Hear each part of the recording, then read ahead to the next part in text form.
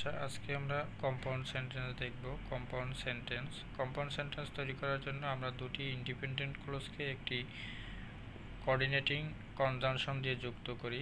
7টি coordinating conjunction আমরা সাধারণভাবে ব্যবহার করি, যেগুলো হলো ফর, অ্যান্ড, নর, বাট, অর, ইয়েট, সো।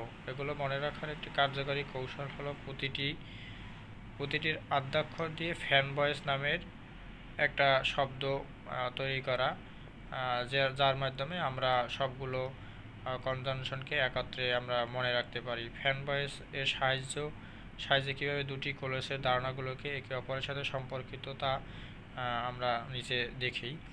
যে ফর ফ্যান ভয়েসের প্রথম ওয়ার্ডটা হচ্ছে ফর, এফ অক্ষর, যার এক্সাম্পল হচ্ছে I stayed home for it was raining. অর্থাৎ বলছে যে আমি বাড়িতে অবস্থান করছিলাম ফর ইট ওয়াজ রেইনিং, যেহেতু এটা তখন বৃষ্টি হচ্ছিল। এরপরে আছে এ, অ্যান্ড, একই ধরনের ধারণা বা তথ্য যোগ করে। একই ধরনের ধারণা, যদি কোনো কাজ একই রকম হয় তাহলে সেক্ষেত্রে অ্যান্ড ব্যবহার করা হয়। She finished her homework and she went out to play. সে তার কাজ শেষ করছে এবং কি করছে, খেলার জন্য, কাজ শেষ করার পরে সে খেলার জন্য বাহিরে গেছে। এরপর আছে এন মানে নর, নেতিবাচক ধারণা বা তথ্য প্রকাশ করার ক্ষেত্রে নর আমরা ব্যবহার করি। হি ডিড নট কল নর he didn't send A message. Say call করতে পারে নাই অথবা মেসেজও করতে পারে নাই। এরপর আছে বি মানে বাট, ধারণাগুলোর মধ্যে বিপরীত দেখায়, মানে বিপরীত কোনো কিছু বোঝাতে বাট ব্যবহার করা হয়।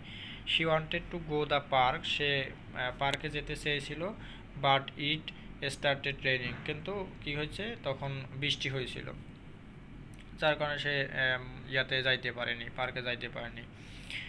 এরপরে আছে কি ও মানে কি অর বা বিকল্প পছন্দ, অথবা you can have coffee or you have tea, তুমি কফিও নিতে পারো অথবা চাও নিতে পারো, যেটা তোমার পছন্দ।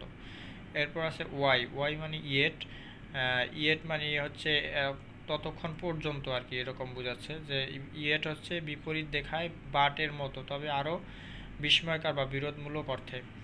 ইট ওয়াজ লেট মানে এটা অনেক দেরি হয়েছে। ইয়েট শি কেপ্ট ওয়ার্কিং, যদিও এখনও সে কী করে, কাজ করে। এরপর আছে এস, সর্বশেষ যেটা আছে আমাদের এস, এটা সচরাচর সবচেয়ে বেশি ব্যবহার করা হয়। সো মানে হচ্ছে ফলাফল প্রকাশ করতে, এটি ফলাফল বা পরিণতি নির্দেশ করে। He was tried so she went to bed early.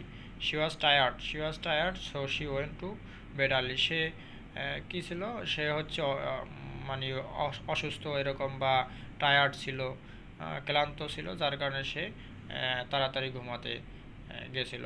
এটা হচ্ছে আমরা কানেক্টর বা কম্পাউন্ড সেন্টেন্সের ক্ষেত্রে আমরা এই কনজাংশনগুলো ব্যবহার করে সেন্টেন্স মেক করতে পারি।